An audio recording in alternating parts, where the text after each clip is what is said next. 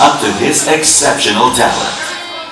Through the eyes of many, he is their #1 matinee idol.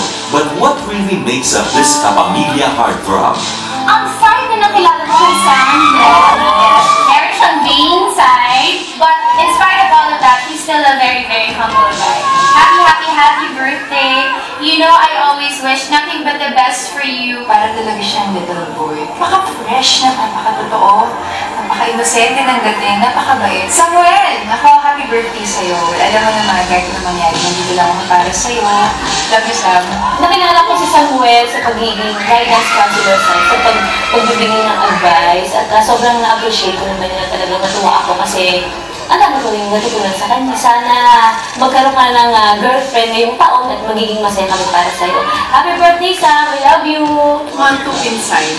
Kasi noong tayo na nagka-team kami at nagkatrabaho kami. Kasi hindi matulog. Hi Sam! Happy birthday! May God continue to bless you, give you good health, and shower you with all the happiness in the world. Magiging galante ni Sam. Kapag sinabi mo na parang masarap yung siomay, mamaya may siomay na. Happy birthday, Samuel! Alam mo naman ang wish ko sa'yo ay sana makahanap ka na ng magpapatibok sa iyong puso. Ang coffee side naman yan, nagdadala talaga siya ng coffee maker sa set. Palagi kami may free coffee from Sam.